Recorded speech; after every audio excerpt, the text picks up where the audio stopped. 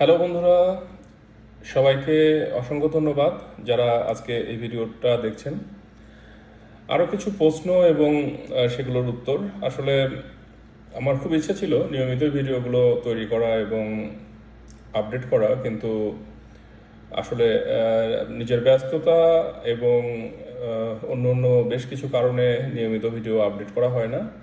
তবে যেহেতু ফেসবুকে আমি অনেক প্রশ্ন পাই বিভিন্ন বন্ধু বান্ধব কিংবা অনেকের কাছ থেকেই, তো সেই প্রশ্নগুলো নিয়ে মাঝে মাঝে আমি ভিডিও তৈরি করতে আসি। তো আজকে সেরকম 3-4টি প্রশ্ন যেগুলো আমার কাছে মনে হলো যে একটু গুরুত্বপূর্ণ, একটু আলোচনা করে রাখা যেতে পারে, যার কারণেই তোমাদের সামনে আসা এই ভিডিওটা নিয়ে। এই চ্যানেলে যারা আমার ভিডিওগুলো, যদিও আমি খুব বেশি নিয়মিত ভিডিও আপডেট করি না, কিন্তু তারপরেও যারা আমার ভিডিওগুলো দেখে তাদের উদ্দেশ্যে আমি জানাতে চাই, আমি রাজীব সরকার। নেক্সট অফ ইউএসএ যে ফেসবুক পেজটা আছে, সেই পেজটা থেকে আমি অনেক বেশি উপকৃত হয়েছিলাম আমার ইউএসএ জার্নি শুরু করার আগে, এবং তারই অনুপ্রেরণায় আমার ইচ্ছা ছিল যে একটা ইউটিউব চ্যানেল তৈরি করব একই নামে, নেক্সট অফ ইউএসএ। এবং আমি ইউএসএতে যেতে পারলে চেষ্টা করব যারা ইউএসএতে আসতে চায় সেই ধরনের ব্যক্তিদের একাডেমিক গাইডলাইনের বিভিন্ন বিষয়গুলোতে পরামর্শ দেওয়ার। তো তার কারণে আমি আসলে এই চ্যানেলটা তৈরি করেছিলাম, কিন্তু দুর্ভাগ্যবশত আমি নিয়মিত আসলে ভিডিও আপডেট করতে পারিনি। তোমরা অনেকেই জানো যে আমি বাংলাদেশে আমেরিকান ইন্টারন্যাশনাল ইউনিভার্সিটি থেকে এমবিএ কমপ্লিট করেছিলাম অনেক আগে 2013-তে, এবং ফাইন্যান্স নিয়ে আমি এমবিএ কমপ্লিট করে বেশ কিছুদিন আমি স্ট্যান্ডার্ড চার্টার্ড ব্যাংকে চাকরি করেছি। তারপর আমি হায়ার স্টাডির জন্য ইউএসএতে আসার চেষ্টা করি, ইনফ্যাক্ট দেশের বাইরে আসার চেষ্টা করি। প্রথমে আমার ফার্স্ট টার্গেট ছিল কানাডা, দেন আমি ইউকে এবং অন্য অন্য দেশগুলোও কম্পেয়ার করি, এবং আমার জন্য আমার মনে হয়েছিল যে ইউএসএ আসার ব্যাপারটা নিশ্চয়ই অনেক বেশি চ্যালেঞ্জিং, এবং এটা আসলে হোপফুলি আমার মতো ইরেগুলার স্টুডেন্টদের দ্বারা আসলে অ্যাচিভ করাটা বেশ কষ্টকর, যার কারণে প্রথম পর্যায়ে আমি কানাডাকে প্রায়োরিটি দেই, ইউকের ব্যাপারটা প্রায়োরিটি দেই। তো প্রথমবার আমি ইউএসএতেও ইন্টারভিউ ফেস করি, আমার ভিসা হয় না। তো তখন নিজের ভিতরে কিছুটা জেদ কাজ করে, পাশাপাশি আমি নিজেও কিছু কনসালটেন্সি ফার্মের সাথে ইনভলভ ছিলাম, তাদের অ্যাক্টিভিটিগুলো খুব কাছে থেকে দেখার সুযোগ হয়েছিল। তখন আমি চিন্তা করলাম যে আমি নিজে একটু ভালোভাবে রিসার্চ করে দেখি যে আসলে আমার জন্য কোন প্রোগ্রামটা সুইটেবল হবে, এবং সেই অনুযায়ী আমাকে আমার প্রিপারেশনটা নেওয়া উচিত। প্রথম বছর আমি নিউ ইয়র্কের একটা স্টেট ইউনিভার্সিটি এট আলবেনি, সেখানে আমি মাস্টার্স ইন বিজনেস অ্যানালিটিক্স নিয়ে ইন্টারভিউ ফেস করি। যদিও সেই সময় আমার প্রিপারেশন খুবই খারাপ ছিল, কারণ আমি ডেঙ্গুতে ভুগছিলাম। জাস্ট ইন্টারভিউয়ের একদিন আগে আমি হাসপাতাল থেকে 1 থেকে 2 দিন আগে হাসপাতাল থেকে ছাড়া পেয়ে আমি ইন্টারভিউ ফেস করি। সো সেই সময় আমার মানে প্রিপারেশনও ভালো ছিল না, এবং আমি ভিসাটা পাইনি। তারপরে আমি চিন্তা করলাম যে যেহেতু আমার ভিসা হলো না, সো আমাকে আরও একটু ক্রুশিয়াল হতে হবে, আমার ভালোভাবে চিন্তা করতে হবে যে আমার কোন প্রোগ্রামে যাওয়াটা ঠিক হবে, এবং অন্তত ভালো কোনো ইউনিভার্সিটিতে, যেহেতু আমি মোটামুটি 10 বছরের মতো স্টাডি গ্যাপ দিয়ে আমি আবারও পড়াশোনায় এনগেজ হতে চাচ্ছি, সুতরাং সেই ডিগ্রিটা যেন আমার জন্য ফ্রুটফুল হয়, এবং আমি চেষ্টা করেছি যে সবচেয়ে ভালো একটা ইউনিভার্সিটিতে যেন অ্যাডমিশন নিয়ে সেখানে আমি এমবিএ করতে পারি, বা কোনো প্রোগ্রামে আমি কোনো মাস্টার্স করতে পারি। তো তখন আমি পড়াশোনা শুরু করি, আমি আইএলস দেই, জিআরই দেই। যদিও এগুলোর ব্যাপারে আমার বেশ কিছু ভীতি ছিল, পরবর্তীতে যখন আমি নিয়মিত চেষ্টা করতে থাকি তখন দেখতে পাই যে সেগুলো মোটামুটি বেশ ভালো একটা পারফর্ম করা সম্ভব হয়। Consistency always actually matter. তো তারপরে আমি অ্যাপ্লিকেশন শুরু করি, এবং আমি অনেকগুলো ইউনিভার্সিটিতে আমি অ্যাডমিশন অফার পাই, এবং বেশ কিছু স্কলারশিপও পাই বিভিন্ন জায়গা থেকে। তার মধ্যে থেকে আমি অলিন বিজনেস স্কুলে আসি ফুল টাইম এমবিএ করার জন্য। কারণ আমি পরবর্তীতে মাস্টার্স প্রোগ্রামটাকে আর ফোকাস করিনি, কারণ আমি চিন্তা করলাম যে যেহেতু আমার আসলে বেশ কয়েক বছরের ওয়ার্ক এক্সপিরিয়েন্স আছে, মাস্টার্স প্রোগ্রামের চেয়ে এমবিএ প্রোগ্রামটা সম্ভবত আমার জন্য বেশি ভালো হবে। তো তার কারণেই আমি আসলে এমবিএ প্রোগ্রামটা চুজ করি। তো সেখানে আমি পরবর্তীতে ওয়াশিংটন ইউনিভার্সিটি ইন সেন্ট লুইসে আমি এমবিএ করার জন্য আসি। তো এই গল্পগুলো আসলে অনেক বেশ পুরনো, যারা ফেসবুকে আমার সাথে কানেক্টেড, আমার বন্ধু বান্ধব বা অনেকেই এই বিষয়টা জানেন। তো আজকে আসলে যে 2-3টা প্রশ্ন আমার কাছে এসেছে, যেগুলোর কারণে আমার মনে হলো যে একটা ভিডিও করি, সেই প্রশ্নগুলোর মধ্যে একটা হলো যে এর আগেও আমি এই প্রশ্নটা আসলে উত্তর দেওয়ার চেষ্টা করেছি, বাট এখনও মনে হলো যে একটু ডিসকাস করি যে আসলে আপনার জন্য এমবিএ প্রোগ্রাম যখন আপনি চুজ করবেন, এমবিএটা যেহেতু আমার একটা বছর অলরেডি পার হয়ে গেছে, ফার্স্ট ইয়ার কমপ্লিট করেছি, আমার ফল থেকে সেকেন্ড ইয়ার শুরু হবে। যদিও সামারেও আমি কিছু কোর্স নিয়েছি এবং আমি কিছুটা এগিয়ে রাখার চেষ্টা করেছি। ইন্টার্নশিপের আমি জয়েন করিনি, কারণ ইন্টার্নশিপের ক্ষেত্রে আমার কিছু প্রবলেম ছিল।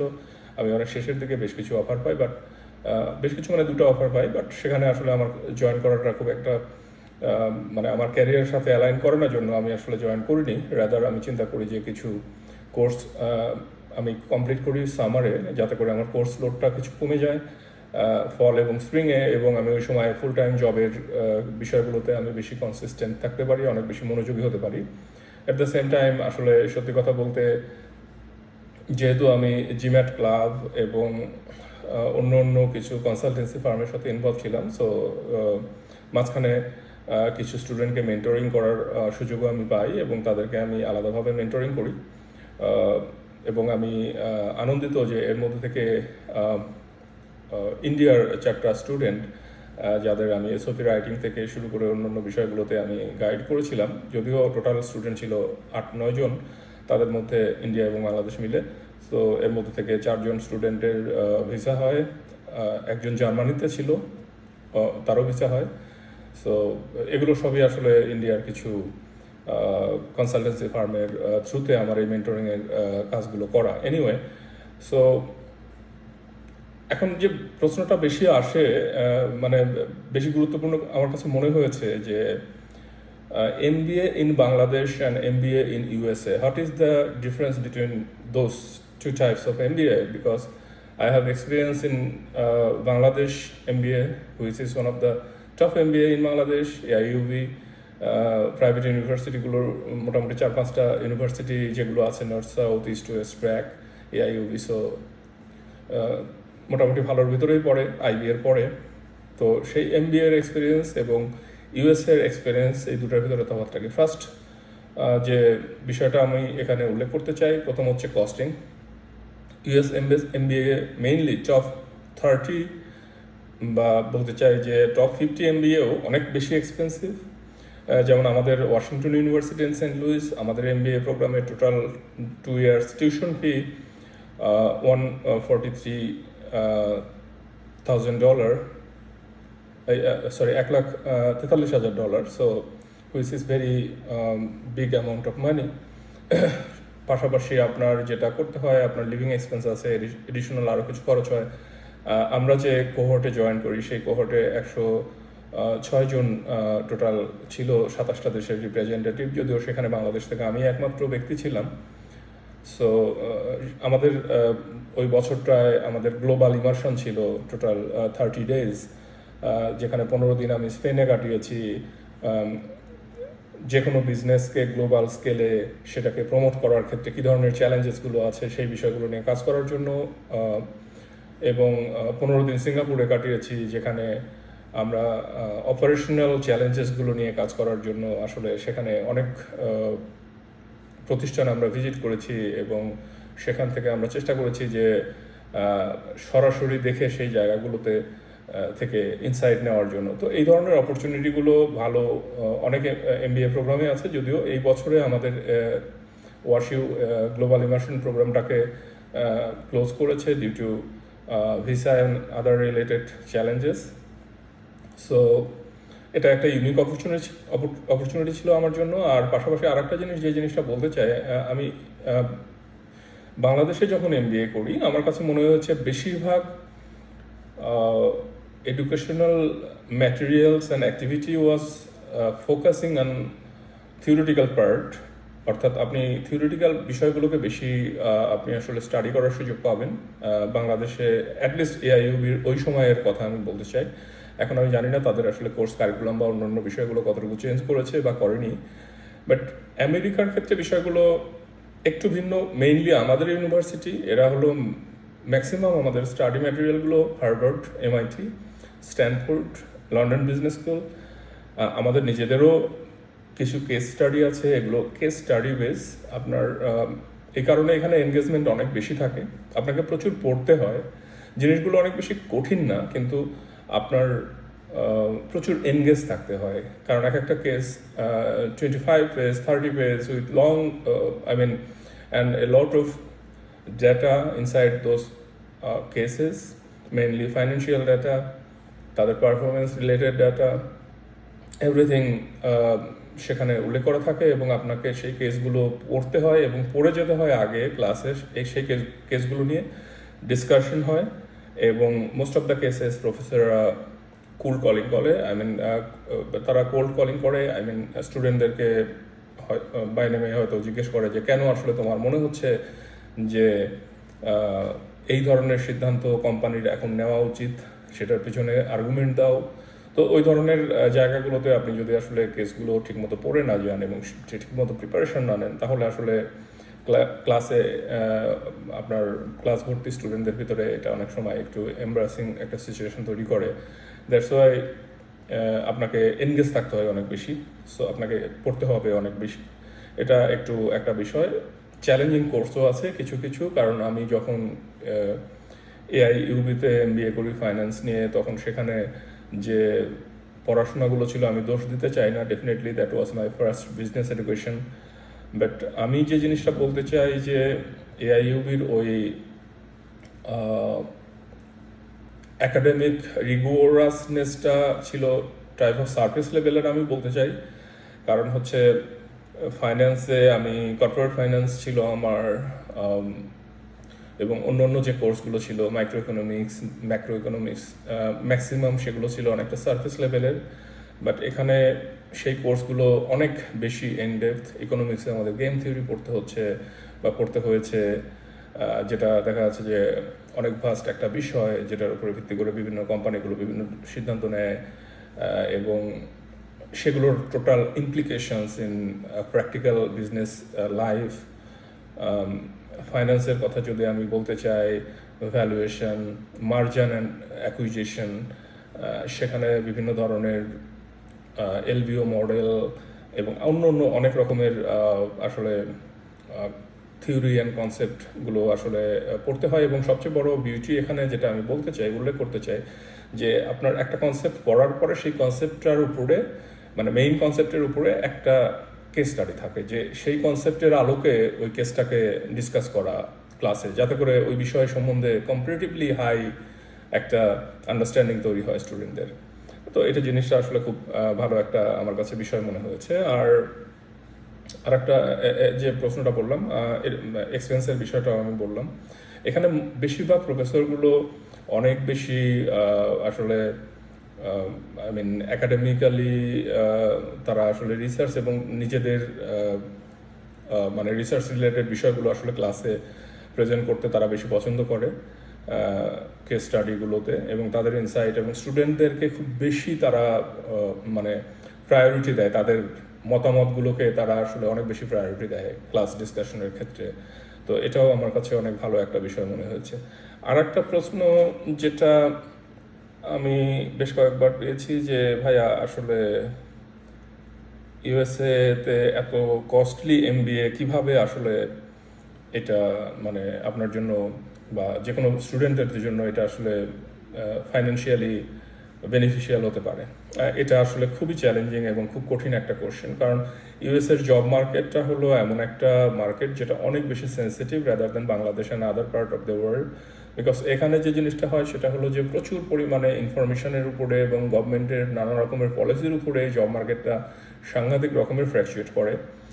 আর এই কারণে এটা অনেক সময় আসলে প্রেডিক্ট করা মুশকিল, কারণ গভর্নমেন্টের বিভিন্ন policy, mainly policy regarding international student, policy regarding business, tariff and other staff, এই জিনিসগুলো আসলে বিজনেসের উপরে ইম্প্যাক্ট তৈরি করে। আর এর সাথে নতুন করে যে জিনিসটা যুক্ত হয়েছে সেটা হচ্ছে যে AI, যেটার মানে ইমপ্লিকেশনস ইউএসের বিজনেসগুলোতে সাংঘাতিকভাবে ডেভেলপ করছে নাওয়েডেজ। আপনি যদি যে কোনো কন্ট্যাক্ট সেন্টারে ফোন করেন বা যে কোনো ফাইন্যান্সিয়াল কোম্পানি হোক, আপনার টেলিফোন কোম্পানি হোক বা যে কোনো জায়গায় ফোন করলে আপনার বেশিরভাগ সার্ভিসগুলোই আপনি এআই থেকে আপনি নিতে পারবেন। There are very few opportunities you will have to interact with people, I mean real people.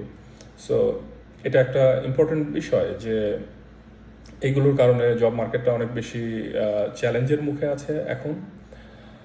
So এই জিনিসগুলো একটা ইম্পর্টেন্ট ফ্যাক্টর। যখন আপনি কোনো সিদ্ধান্ত নেবেন তখন আপনাকে সেই বিষয়গুলোও কনসিডার করা দরকার, যেটাকে আমি socio economical and political scenario বলবো। সো এই জিনিসগুলো ইউএসের জব মার্কেটে খুব ইম্প্যাক্ট তৈরি করে। তারপরেও আমি বলতে চাই যে আপনার এখানে যে জিনিসটা হবে সেটা হলো যে আপনার লার্নিংটা এখানে ডেফিনেটলি অনেক ভালো একটা এডুকেশন আপনি অ্যাচিভ করতে পারেন। এই জিনিসটা এতে আমি আপনাকে একটা নিশ্চয়তা দিতে চাই। অ্যাটলিস্ট টপ 20 বা 25 or 30 university or maybe more top 100 universities, they are very much, I mean, their course curriculum and everything is very in-depth in terms of Bangladeshi AIUB or other MBA program in Bangladesh. Mainly practical or experiential learning এর এই জায়গাটায় আপনার এখানে একটা advantage তৈরি হবে। পাশাপাশি আরেকটা জিনিস যেটা হবে সেটা হলো যে বাংলাদেশে যখন আমি এমবিএ করি বা আমাদের যখন যে এইমটা থাকে, মোস্ট অফ দ্য কেসেসে আমরা এমবিএ করার পরে চেষ্টা করি ব্যাংক অথবা এই ধরনের যে কোনো একটা ফাইন্যান্সিয়াল অর্গানাইজেশনগুলোতে জয়েন করার জন্য, এবং আমাদের সেই অনুযায়ী আসলে আমাদেরকে ডেভেলপ করা হয়। বাট ইউএসএর ক্ষেত্রে বিষয়গুলো সেরকম না। এখানে আমাদের অনেক ক্লাসমেট আছে যারা ইঞ্জিনিয়ারিং ব্যাকগ্রাউন্ড থেকে আসছে, যারা এমবিএ করার পরে তারা প্রোডাক্ট ম্যানেজার হিসেবে অনেক বড় বড় প্রতিষ্ঠান, গুগল, মাইক্রোসফট কিংবা অ্যামাজন এই ধরনের প্রতিষ্ঠানগুলোতে তারা কাজ করবে বা করছে। আমাদের অনেক কলিগই বিভিন্ন ভালো ভালো জায়গায় জয়েন করেছে। অনেকে আছে যারা এমবিবিএস করার পরে এসে এমবিএ করছে, তারা হেলথ সেক্টরে কন্ট্রিবিউট করার জন্য বা হেলথ সেক্টরে ক্যারিয়ার ডেভেলপ করার জন্য তারা আসলে এমবিএটা করছে। সো এখানে এই ধরনের অপরচুনিটিগুলো অনেক বেশি হবে। ব্যাংকিং সেক্টরটাও আছে ডেফিনেটলি, ফাইন্যান্সিয়াল সেক্টরটাও আছে, বাট ইউএসের ব্যাংকিং সেক্টরটা একটু অন্যরকম বাংলাদেশের চেয়ে। সেগুলো নিয়ে নিশ্চয়ই অন্য কোনো দিন আলাপ করার সুযোগ হবে আমার, সুযোগ পেলে করবো। আর আরেকটা কোশ্চেন যেটা আমার এখানে প্রায় আসে এবং আমি বেশ কয়েকটা পেয়েছি যে ভাইয়া আসলে ইউএসএতে আসার ক্ষেত্রে প্রিপারেশন বা আসলে একাডেমিক মানে পাস্ট একাডেমিক যে বিষয়গুলো আছে, result, experience and other staff, এগুলো আসলে কিভাবে কাজ করে বা আসলে এই জিনিসগুলো কেমন হওয়া উচিত। আমার কথা যদি আমি বলি, আমি আসলে এসএসসি কমপ্লিট করেছি সায়েন্স থেকে, এইচএসসি সায়েন্স থেকে, দেন আমি আন্ডারগ্রেড কমপ্লিট করেছি বায়োলজিক্যাল সায়েন্স বোটানিতে ন্যাশনাল ইউনিভার্সিটিতে। দেন আমি সেখান থেকে এমবিএ করেছি ফাইন্যান্সে। তারপরে আমি 7-8 বছর স্ট্যান্ডার্ড চার্টার্ড ব্যাংকে চাকরি করেছি। নিজের একটা পার্সোনাল একটা এন্টারপ্রেনিয়রশিপ জার্নি ছিল, একটা furniture manufacturing and distribution business ছিল। যারা আমাকে চেনে তারা অনেকেই জানে ইনফ্যাক্ট। দেন আমি হায়ার স্টাডির জন্য ইউএসএ আসি এবং টপ 20 ইউনিভার্সিটিতে আমি এমবিএ এনরোল করছি। তো এই জায়গাগুলোতে যে জিনিসটা হয়েছে, হ্যাঁ, আমার এসএসসি এইচএসসি ফার্স্ট ডিভিশন ছিল, যে রেজাল্টগুলো এরা আসলে দেখতে চায়নি। এটা আসলে খুব বেশি ইম্পর্টেন্ট না। যদি আপনি গ্র্যাজুয়েট প্রোগ্রামে আসেন, তারা আন্ডারগ্র্যাডের এডুকেশনটাকে ওরা ফোকাস করে। যদি আপনার মাস্টার্স করা থাকে বাংলাদেশে একটা বা এমবিএ করা থাকে, তখন ওরা আন্ডারগ্র্যাড এবং মাস্টার্সটাকে বেশি ফোকাস করে। পাশাপাশি ভালো এমবিএ প্রোগ্রামগুলো জিম্যাট অথবা জিআরইর আপনার পারফরমেন্সটা দেখতে চায়। জিম্যাট জিআরই সম্বন্ধে অন্য কোনো দিন হয়তো বলা যাবে, বাট আমি বলতে চাই যে কনসিস্টেন্সি যদি থাকে, কন্টিনিউ যদি আপনি 3-4 মাস অন্তত আপনি যদি প্র্যাকটিসের মধ্যে থাকেন, রেগুলার মক দেন অন্তত 15 থেকে 20টি, তাহলে আপনার জিম্যাট বা জিআরইর স্কোর ভালো করা সম্ভব বলে আমার মনে হয়। কারণ আমি আমার ক্ষেত্রে আমি আসলে সেটাই করার চেষ্টা করেছিলাম এবং যথেষ্ট ভালো করেছি। আইএলটিএস এর ব্যাপারটা, এটা আসলে ল্যাঙ্গুয়েজ প্রফিসিয়েন্সি টেস্ট, যেটাও আসলে অনেকেই জিজ্ঞেস করে।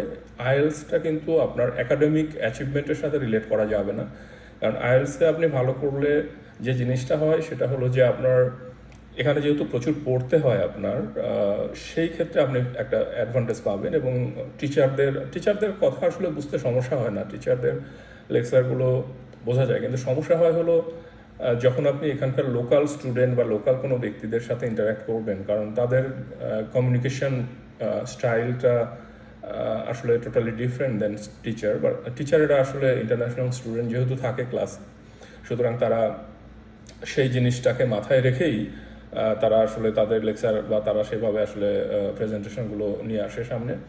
কিন্তু যখন আপনি স্টুডেন্টদের সাথে আপনার কোনো ফ্রেন্ড যারা এখানকার লোকাল, তাদের সাথে আপনি কমিউনিকেট করবেন, তখন আসলে একটা ভালো, যদি আপনার ইংলিশে দক্ষতা না থাকে তখন একটা চ্যালেঞ্জে পড়তে হয়, সেই জিনিসটা আসলে ওভারকাম করতে একটু সময় তো লাগবেই, এটা একটা চ্যালেঞ্জের বিষয়। আইএলসে সাধারণত 6.5 is enough for graduate student, but at least প্রত্যেকটা ব্র্যান্ডে যেন 6 থাকে, এই জিনিসটা এনশিওর করা উচিত। এর চেয়ে ভালো হলে তো ডেফিনেটলি ভালো। আর ভালো এমবিএ প্রোগ্রামগুলোতে আপনার সবচেয়ে বেশি ইম্পর্টেন্ট হলো স্টেটমেন্ট অফ পারপাস। আপনি আসলে এখানে এমবিএটা করতে চাচ্ছেন, সো কেন, why, and what will you actually do after your MBA, and আপনি আসলে এমবিএটাকে কীভাবে ইউজ করতে চান আপনার ক্যারিয়ার ডেভেলপমেন্টের জন্য, এই জিনিসটা ইম্পর্টেন্ট। এখানে যে জিনিসটা এরা বেশি দেখে, যে জিনিসটা আমি লাস্ট যাদেরকে আমি আসলে কনসাল্টিং করেছিলাম, আমি মেন্টরিং করেছিলাম, তাদেরকে এসওপি লেখার ক্ষেত্রে বা অন্যান্য বিষয়গুলোতে গাইডলাইনের ক্ষেত্রে আমি আসলে হেল্প করেছিলাম, তাদের যে জিনিসটা আমি এখানে উল্লেখ করতে চাই সেটা হলো যে ইউএসের ভালো ইউনিভার্সিটিগুলো গ্লোবাল স্কেলে আসলে আপনার চিন্তাভাবনাটা দেখতে চায়। আপনি যদি আসলে কোনো একটা কনসেপ্ট বা কোনো একটা কিছু নিয়ে কাজ করছেন যেটার হয়তো ইম্প্যাক্ট একটা কমিউনিটিতে আছে, সেই জিনিসটা তাদের কাছে যতটা না প্রায়োরিটি পায় তার চেয়ে অনেক বেশি প্রায়োরিটি পায় আপনার কোনো একটা আইডিয়া বা আপনার যদি কোনো একটা এইম থাকে যেটা গ্লোবাল স্কেলে অনেক বেশি পরিমাণে লোকজন বা অনেক বেশি হতে পারে, আপনি সেটা অ্যাচিভ করতে পারলেন না কিংবা অ্যাচিভ করতে পারলেন, সেটা ডিফারেন্ট কেস, সেটা ডিফারেন্ট আলোচনা। বাট ওরা যে জিনিসটা চায় সেটা হলো যে আপনি আপনার চিন্তাভাবনাটা যেন একটু ব্রড হয়, এটা যেন আপনি গ্লোবাল স্কেলে করতে পারেন। সো এসবই লেখার ক্ষেত্রে এই জিনিসটা ইম্পর্টেন্ট, এবং সেই জিনিসটার ব্যাকআপ হিসেবে আপনি আসলে প্রিভিয়াসলি আপনি আসলে কী করেছেন, আপনি কতটা রিস্ক টলারেট, এবং আপনি কিভাবে নিজেকে প্রিপেয়ার করেছেন, আপনার ফার্স্ট এক্সপিরিয়েন্সগুলো কী ছিল, সেই জিনিসগুলো আসলে ইম্পর্টেন্ট। পাশাপাশি রিকমেন্ডেশন লেটার চায়, কোনো কোনো জায়গায় বেশিরভাগ ইউনিভার্সিটি 2 থেকে 3টা রিকমেন্ডেশন লেটার চায়, আর GRE and IL score submit করলেই হয়, এগুলো একটা ইম্পর্টেন্ট ফ্যাক্টর। সোবার আমার এক্সপিরিয়েন্সের কথা যদি বলেন, অ্যাকাডেমিক্যালি আমি হ্যাপি, কারণ হচ্ছে এখানে আসলে অনেক বেশি শেখার সুযোগ আছে যদি আপনি শিখতে চান। এখানে আসলে আপনার ফাঁকিবাজি করার সুযোগটা একটু কম, কারণ হচ্ছে আপনাকে মানে মানে যে কোনো কেস স্টাডি হোক আর যে কোনো বিষয় হোক, সেখানে আপনাকে এনগেজ থাকতেই হবে, অ্যাটলিস্ট এটা একটা ইম্পর্টেন্ট পার্ট।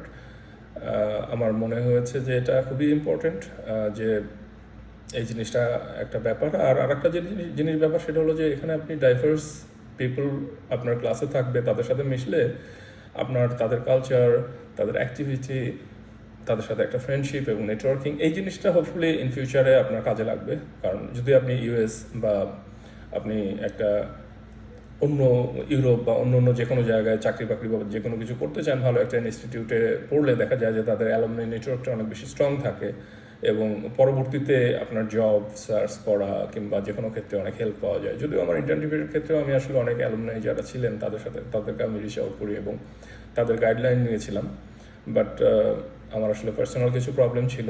আমার মা আসলে দেশে ওই মুহূর্তে খুব অসুস্থ ছিল, আমি নিজেও খুব বেশি প্রিপেয়ার ছিলাম না, প্রথমের দিকে আমি আসলে কিছু ইন্টারভিউ অপরচুনিটি মিস করে ফেলি। সো এনিওয়ে জিনিসগুলো ভালোভাবে যায়নি, যদিও শেষের দিকে আমার 2টা অফার ছিল, আমি ফাইনালি সেটা আমার ক্যারিয়ারের সাথে অ্যালাইন না করার কারণে আমি আসলে জয়েন করিনি। বাট ফাইনালি একটা কথা বলতে চাই, ইউএসএতে আসার আগে এবং এখানে এমবিএ করার আগে আমার এই বিষয়ে আসলে ধারণা ছিল না।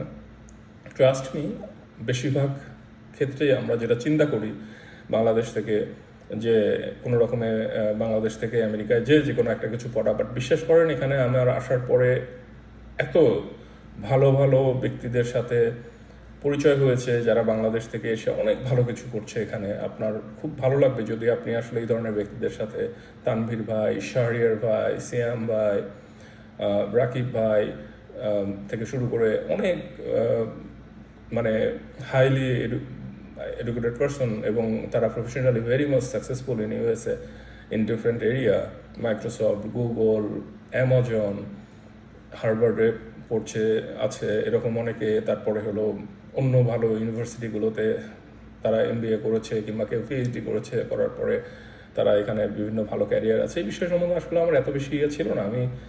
আমার প্রথমে ধারণা ছিল যে বাংলাদেশ থেকে আসলে আমেরিকায় যায় কোনো রকমের লোকজন কোনো কিছু করে, বাট অনেক বাংলাদেশি আছে যারা আসলে খুব ভালো ভালো জায়গায় আছে, এবং অনেক বাংলাদেশি আছে যারা খুবই ভালো ভালো জায়গায় আছে। সো আপনার এইম এবং আপনার অ্যাম্বিশনটা অবশ্যই বড় হওয়া উচিত, এবং সেই অনুযায়ী আপনার প্রিপারেশন এবং আপনার যাত্রা শুরু করা উচিত। কারণ আপনি যদি প্রথমেই আপনার যদি লক্ষ্যটা বড় না হয় তাহলে আসলে বড় কিছু অ্যাচিভ করাটা কঠিন হয়ে যায়।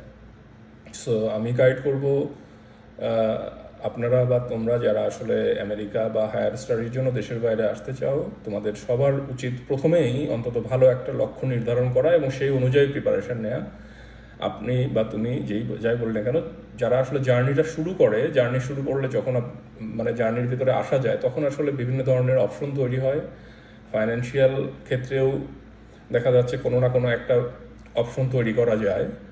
যেমন আমি এখানে পড়াশোনা করছি, আমার যদিও খুব ভালো একটা স্কলারশিপ আছে, তারপরেও বেশ কিছু অ্যামাউন্ট আমাকে ইউনিভার্সিটি একটা লোন হিসেবে দিচ্ছে, যে জিনিসটা এই মুহূর্তে আমার পরিশোধ করার প্রয়োজন হবে না। এমবিএ করার 3 মাস পর থেকে সেই জিনিসগুলো পরিশোধ করতে হবে, যেটা বেশ লম্বা একটা সময় তারা দেয়। এটা ছাড়াও ভালো এমবিএ প্রোগ্রামগুলোতে ইন্টারন্যাশনাল স্টুডেন্টরা লোন নিতে পারে। মেইনলি যদি সেই প্রোগ্রামটা অনেক বেশি স্ট্রং হয়, সেই জিনিসগুলো সম্বন্ধেও একটা ভালো ধারণা থাকলে বাংলাদেশ থেকে অনেক বেশি টাকা নিয়ে আসতে হবে খুব ভালো একটা ইনস্টিটিউটে পড়ার জন্য, এই বিষয়টা আমার কাছে ঠিক মনে হয় না। তবে হ্যাঁ, যদি সঠিক পরিকল্পনা না থাকে তাহলে এটা অনেক সময় খুব কঠিন হতে পারে, এবং জব মার্কেট এবং অন্য আরও বেশ কিছু বিষয় এখানে ইম্পর্ট্যান্ট। মেইনলি সাকসেসের ক্ষেত্রে পরিশ্রম এখানে বেশি হয়, যেহেতু একা একা সব কিছু করতে হয়। বাট তারপরেও এখানে পড়াশোনাটা শেষ করে কয়েক বছর একটা কষ্টকর বা পরিশ্রমের লাইফের মধ্যে দিয়ে গেলে হোপফুলি যারা সিনিয়র এখানে আছে হয়তো 8-10 বছর থেকে, তাদের সাথে আমার অনেকের সাথেই কথা হয়েছে, তাদের কাছ থেকে যতটুকু আমি জানতে পেরেছি যে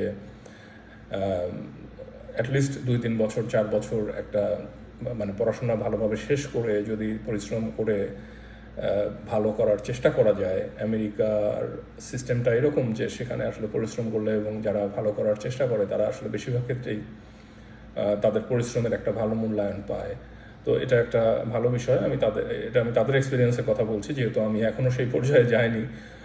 জাস্ট আমি এমবিএর ফার্স্ট ইয়ার কমপ্লিট করলাম, এখনও অনেক পথ বাকি। জানি না সামনের সময়গুলো কেমন হয় এবং কিভাবে আমি সেই দিকে অগ্রসর হই। সবার কাছে আমি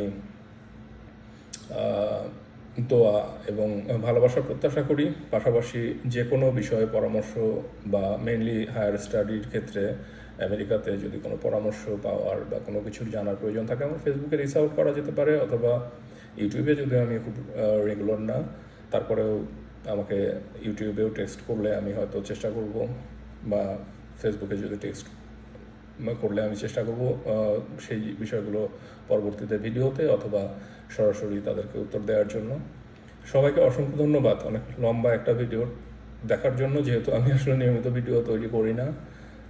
আমি আসলে ভিডিও কিছু তৈরি করি, আমার একটা অন্য ইউটিউব চ্যানেল আছে যেটাতে মেইনলি আমার কনভারসেশনাল স্কিল ডেভেলপ করার জন্য আমি মাঝে মাঝে সেখানে ভিডিও তৈরি করি ইংলিশে। বাট আদারওয়াইজ এডুকেশনাল ভিডিও আসলে খুব একটা তৈরি করা হয় না, এই জন্য আসলে অনেক লম্বা হয়ে গেল, দুঃখিত এতটা সময় নেওয়ার জন্য। বাট সবাইকে শুভকামনা এবং সবাইকে শুভকামনা জানিয়ে আপাতত এই ভিডিওটা শেষ করছি। ধন্যবাদ। দেখা হবে, কথা হবে অন্য কোনো ভিডিওতে।